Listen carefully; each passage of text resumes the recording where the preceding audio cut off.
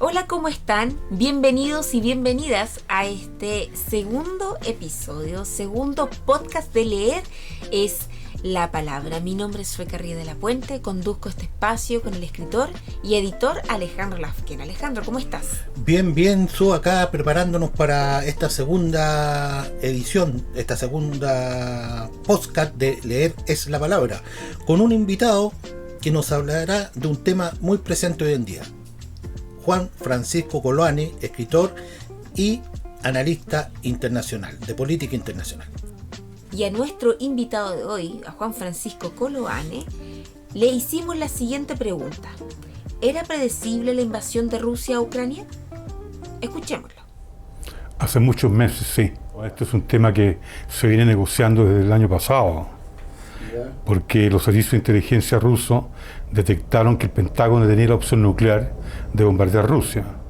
La idea era de transformar a Ucrania en una plataforma nuclear apuntando a Rusia. Y respecto a lo que nos acaba de relatar Juan Francisco Coloane, responder, también le preguntamos cuál es el papel de la OTAN en este conflicto. Bueno, aquí hay un tema complicado respecto a, que está muy bien explicado en este libro, Taming American Power, Stephen Walt, el año 2002 lo explica esto, en el sentido de que la fragilidad de Europa es tener a Estados Unidos como una inmensa isla, valga la redundancia, aislada por dos océanos, el Atlántico y el Pacífico. Eso hace a Estados Unidos un defensor o un protector de Europa continental con debilidades de operación. Entonces el escenario nuclear de Europa siempre ha sido muy vulnerable. La idea es que con el potencial nuclear de Reino Unido y Francia no es suficiente respecto a contener un ataque nuclear en el tiempo soviético de la Unión Soviética y en el tiempo ruso de Rusia. En los primeros 10 años del desplome soviético,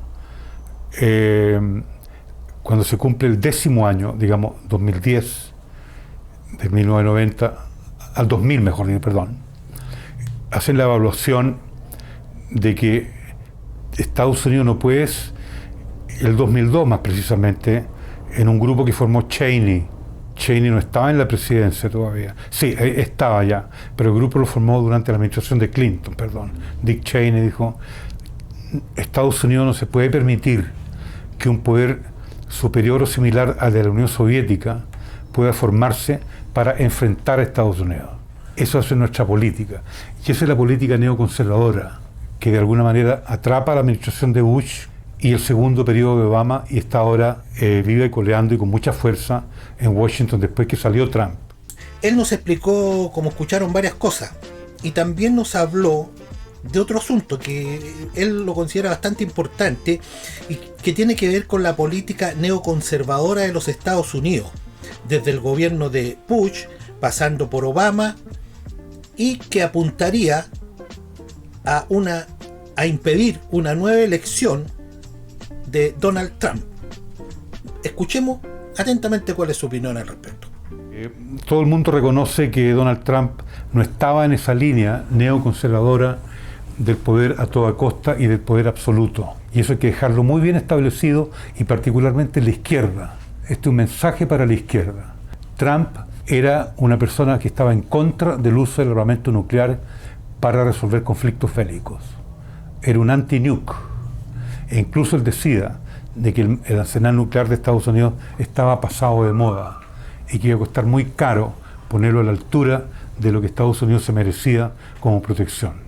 Esa es una interjección que hago yo a lo anterior, en el sentido de que Estados Unidos, ¿no es cierto?, en este plan neoconservador de la hegemonía absoluta a toda costa, iba en ese camino. Y llega la invasión de Irak el 2001 y eso se cumple. Los neoconservadores, ¿no es cierto?, triunfan con haber violado Naciones Unidas. Chirac se había opuesto, Francia se había opuesto en el Consejo de Seguridad a la invasión de Irak. Ellos siguieron con el fraude que se llama la invasión de Irak. Había un fraude ahí. Yo escribí un libro respecto a eso, que lo editorial Pehuen me lo publicó, que se llama Irak, bitácora de un fraude. Entonces lo de Irak es ya el cambio del paradigma. Es decir, Estados Unidos puede colocar 200.000, 300.000 tropas en el Medio Oriente sin ninguna dificultad. El resultado de la invasión de Irak fue un fracaso económico, militar y político. Sin embargo, no todo fue fracaso. Sin embargo, ellos, a pesar del costo, Estados Unidos, pudieron hacerlo. Ahora, ¿por qué pudieron hacerlo?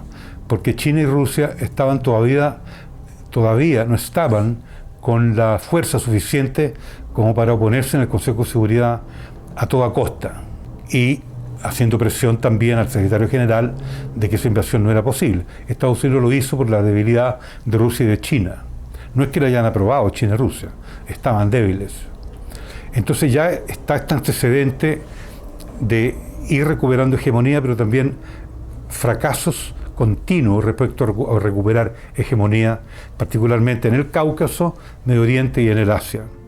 Uno de los puntos centrales de este conflicto y que ha mantenido el ojo público bien atento es el tema nuclear, el armamento nuclear. Y a nuestro invitado de hoy, a Juan Francisco Coloane, analista internacional, le preguntamos: ¿es posible un enfrentamiento nuclear? Bueno, hay armas intermedias de radiación limitada que entran en profundidad, en donde la expansión radioactiva es lenta y de procesos de 2, 3, 4 hasta 10 años. Lo hicieron con Libia. A Libia lo derrocaron con Tomahawks, que tienen misiles nucleares de destrucción limitada desde el punto de vista radioactivo y que caen en profundidad. También lo intentaron hacer con Damasco el año 2014 con Obama. Obama amenazó a Siria con Tomahawks. Claro que es posible atacar Moscú, enviar señales. Ahora, hay un paréntesis que quiero hacer. La decisión de un ataque nuclear en cualquiera de las dos partes, pero por lo menos la parte occidental de Estados Unidos, es lo que se llama ataque al primer blanco. ¿Qué significa ataque al primer blanco? Significa ataque a la unidad nuclear estratégica. Cuando digo nuclear, el núcleo, no el arma. Digamos, el foco estratégico central tiene que ser destruido. Digamos, el arma nuclear no se envía en forma de intermediación ni en forma de disuasión como para enviar una señal. El botón rojo, como le llaman, el botón nuclear, es para impedir cualquier capacidad de respuesta del enemigo. Esa información tiene que estar en el Kremlin. Deben tenerla, ¿cierto? Por supuesto, porque el Pentágono, cuando mueve las cartas, cuando habla de la opción nuclear, habla de la opción del primer blanco. Eso, lamentablemente, es lo que nos está discutiendo en la Asamblea. Yo he escuchado las discusiones de la ONU por internet. No hablan del tema de atacar al primer blanco. Entonces, toda esta amenaza nuclear que dicen que es Rusia la que está amenazando al mundo nuclearmente, es falso. Lo único que está haciendo Putin es decir: tenemos el arsenal suficiente nuclear como para defendernos. Nada más. Pero sí lo que está diciendo, yo creo que con mucha inteligencia persuasiva y también anticipativa o anticipatoria, es que Estados Unidos tenía el plan de bombardear Rusia. Si es con Tomahawks o con arsenal nuclear intermedio, esa es la gran interrogante. Yo pienso que no es intermedio. Yo pienso que la intención de la Alianza Transatlántica y de la OTAN es deshacerse en primer lugar del gobierno de Putin y deshacerse de Putin. Putin para ellos es como Assad, es como Saddam Hussein. Esa es la figura que crearon. Con la diferencia que tiene arma atómica. Arma atómica, exactamente. Eso hay que ser muy preciso en esto, porque no está en ningún periódico en Chile. Bueno, como todos sabemos, dentro del conflicto, ya hablamos de la OTAN, ¿cierto? De otro actor involucrado, de la política neoconservadora, de los últimos presidentes anteriores a Trump de los Estados Unidos. Pero por el hecho de encontrarse geográficamente en Oriente, una parte de Rusia en Oriente, le preguntamos a Juan Francisco, y además que conoce bien el tema, ¿cuál es el papel de China en todo esto? Porque China es otro actor relevante, por su capacidad económica y por su capacidad nuclear también. Esto fue lo que nos dijo. China va a aceptar una colaboración militar con Rusia y una colaboración en algún tipo de enfrentamiento no nuclear con Rusia en la medida de que China se proteja y se defienda. Pero una vez que China se va a ver vulnerable y se va a ver más frágil, o se va a ver sobrepasada por los acontecimientos, hasta ahí va a llegar su apoyo a Rusia. Es decir, desde el punto de vista estratégico a largo plazo, si Estados Unidos tiene la estrategia de liquidar a Rusia primero, por lo menos este gobierno, y reducir Rusia, el poderío de Rusia en su mínima expresión, de que no tenga peso económico a nivel global, y sobre todo apoderarse políticamente, no militarmente, bueno, militarmente y políticamente también, de las riquezas energéticas de Rusia, para tener un elemento, digamos, que Rusia no tenga ese elemento disuasivo, o ese elemento de, como diría yo, de agresión, que es el chantaje energético. Es probable que ese ataque nuclear a Rusia también, ¿no es cierto?, persiga apoderarse de esa fuente de energía.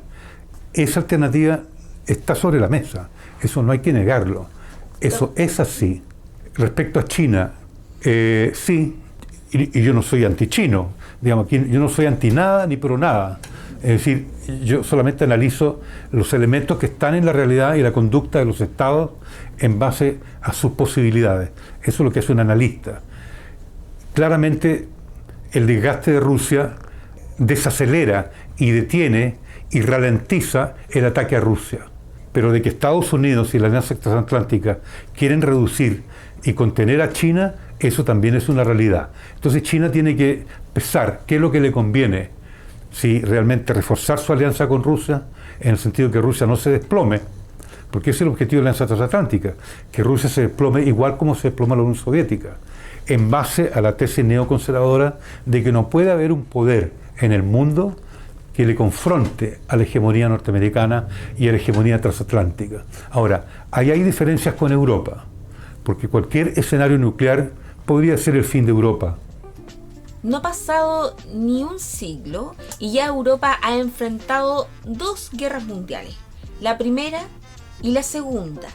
Y le preguntamos directamente a nuestro invitado de hoy si es que él creía que este conflicto es la génesis de una tercera guerra mundial.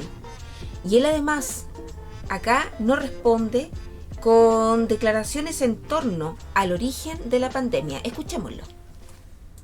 No, la tercera guerra mundial, a mi juicio, esta es una tesis personal, empieza con la pandemia. La pandemia fue creada para posibilitar este tipo de situaciones. Es decir, la pandemia no es un deterrent, no es un evitador o no es un persuasor, no sé castellano en esto, no es un preventor de una tercera guerra.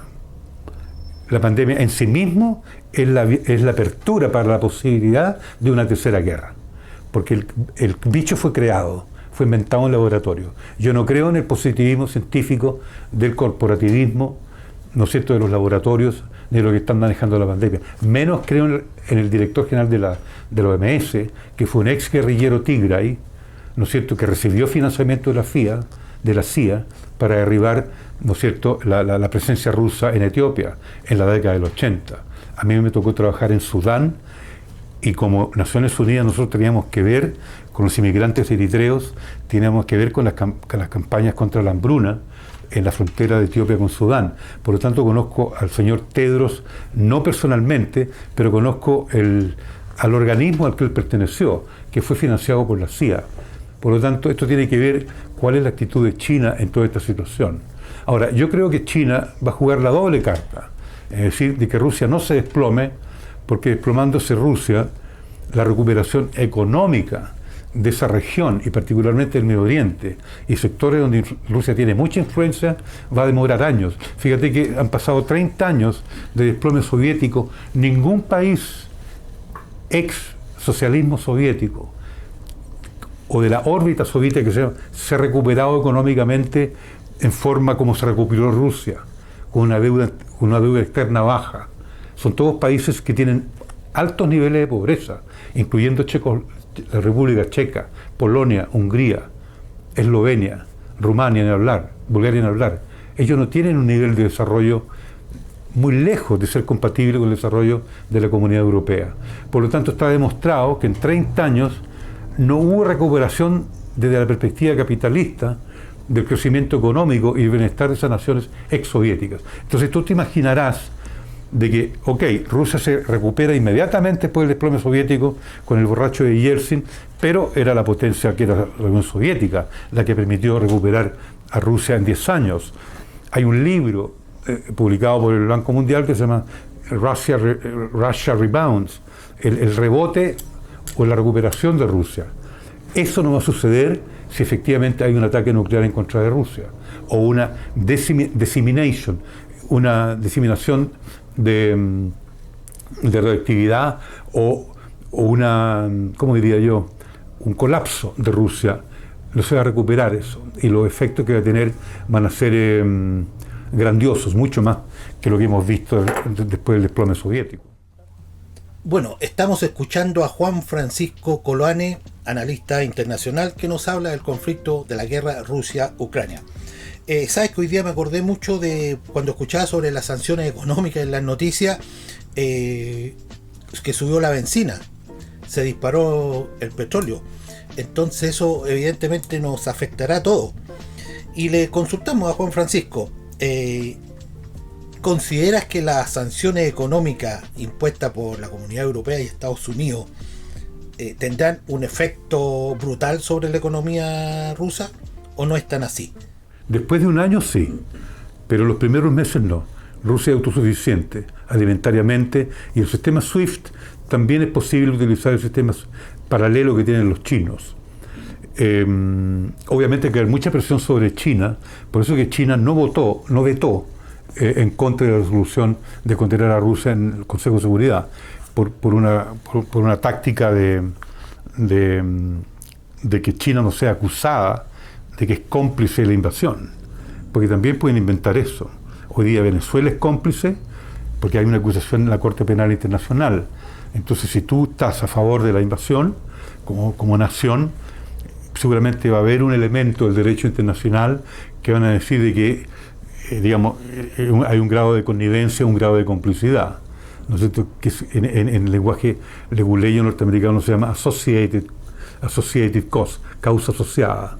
Tú te asocias al crimen, no rechazándolo, no, pero aprobándolo de alguna manera. Yo, en lo personal, Francisco Coloane, un modesto sociólogo chileno, estoy absolutamente a favor de la intervención de Rusia en Ucrania, porque es una acción preventiva, y lo que está haciendo el gobierno de Rusia con Putin a la cabeza es salvarnos de una confrontación nuclear. Ya no va a haber una guerra nuclear. Eso lo doy por escrito.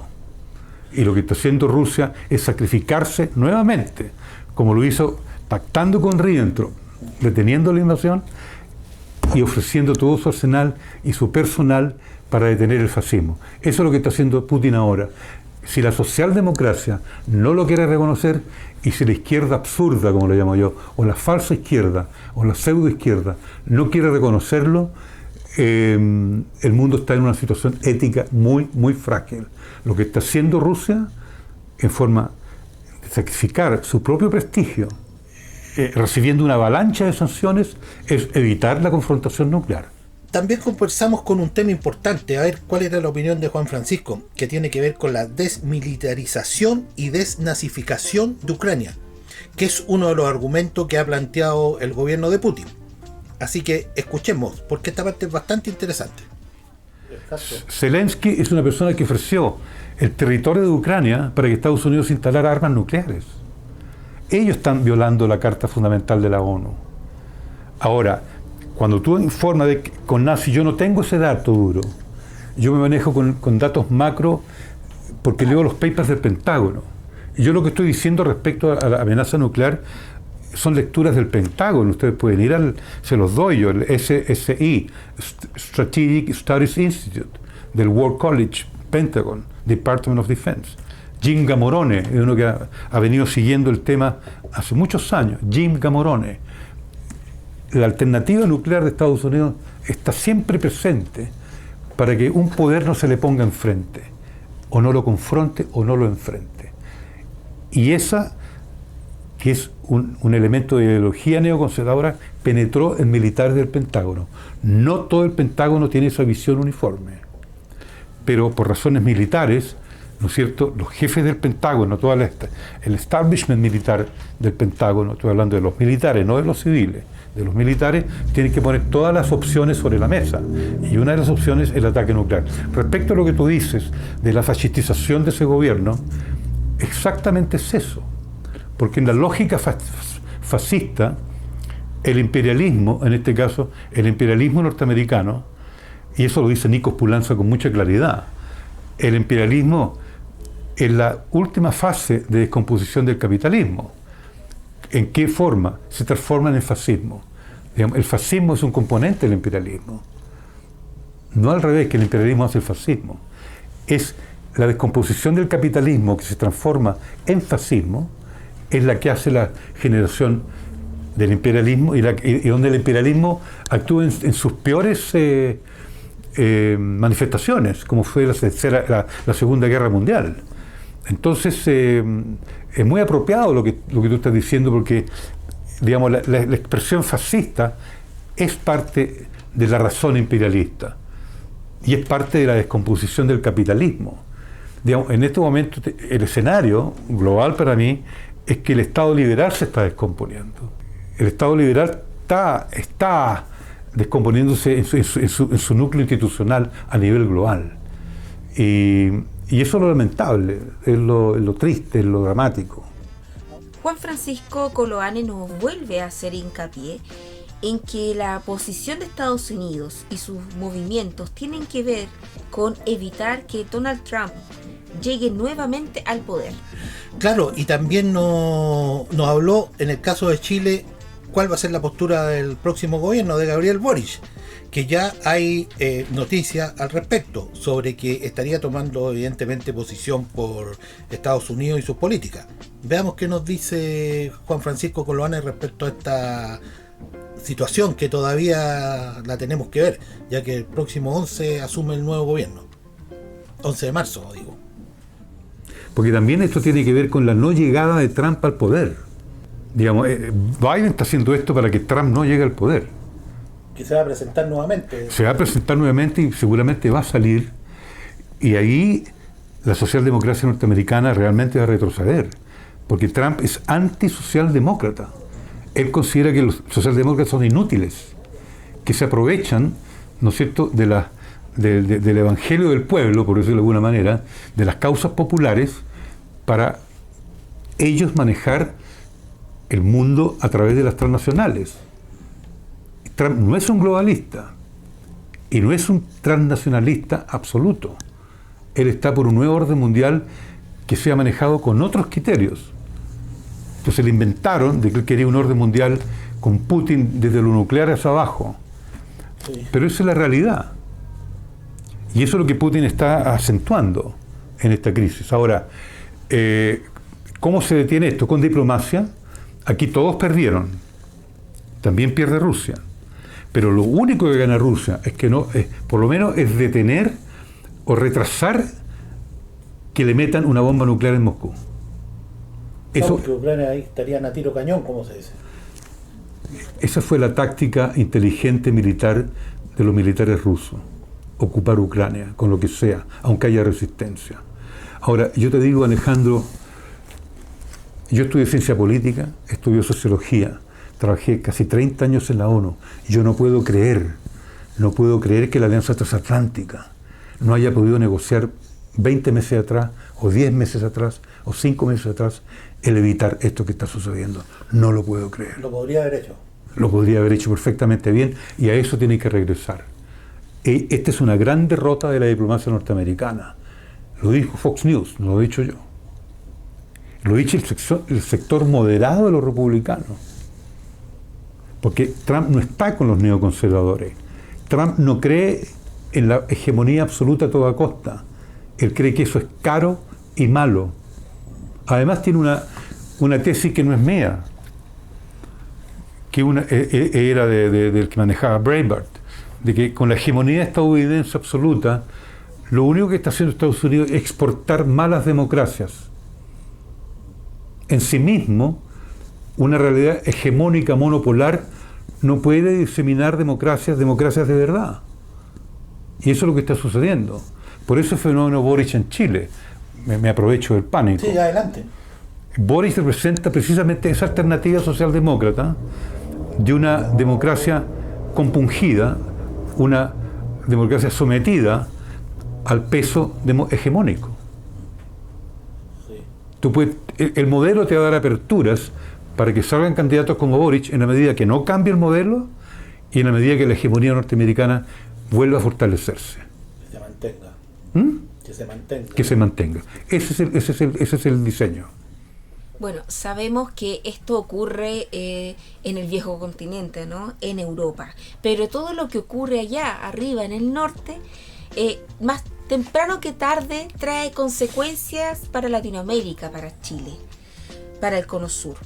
Le preguntamos a Juan Francisco Coloane, ¿cuáles son las consecuencias económicas para Latinoamérica y particularmente para Chile? Esto nos responde. En Chile es más importante que Rusia para Chile. Y Europa comunitaria es mucho más importante para Chile que Rusia. Por lo tanto, el romper relaciones con Rusia, sanciones con Rusia, afectan entre el 10 y 20%, no es tanto, el producto, menos del 10%. Digamos, sacando la cuenta aritmética del ida y vuelta en términos comerciales. Estamos hablando de Chile. América Latina es más complicado. Se puede ver afectado Venezuela, se puede ver afectado Nicaragua, se puede ver afectado Cuba de todas maneras, porque Rusia es un importante país que apoya a esos tres gobiernos. Argentina también se puede ver afectado con este último pacto económico que hicieron con Putin. Brasil puede ser impactado, y al ser impactado mucho Brasil se impacta el resto de América Latina. Pero eso está por verse, porque Brasil es la 10ª economía del mundo, está a la par con Rusia, 11º Rusia, no, 10º Rusia o 11º Brasil, se disputan ahí. Ahora, respecto al cierre del conflicto, que es una incógnita, en este momento hay conversaciones entre las partes para ver si llegan a un posible acuerdo. Se ve bastante difícil el cierre del conflicto. Pero también Juan Francisco tiene una opinión respecto a esto. Yo anuncié este conflicto, no quiero ser malagüero, en otros medios. Dije lo siguiente: si Rusia tiene 200.000 soldados en la frontera, es porque los va a colocar en Ucrania. ¿Y por qué los va a colocar en Ucrania? Porque quieren detener un ataque nuclear a Moscú. ¿Termina luego? No tiene que terminar luego. 1, por la pandemia.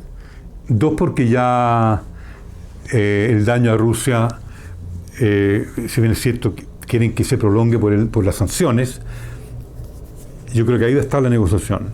Esto va a ser como el acuerdo nuclear contra Irán, o en torno al acuerdo nuclear de Irán. Es decir, Rusia no va a levantar las tropas mediante las sanciones.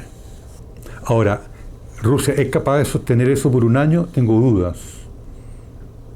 Mantener muchas tropas, aunque sean países vecinos, es complicado. Y se van a ver más muertes ucranianas.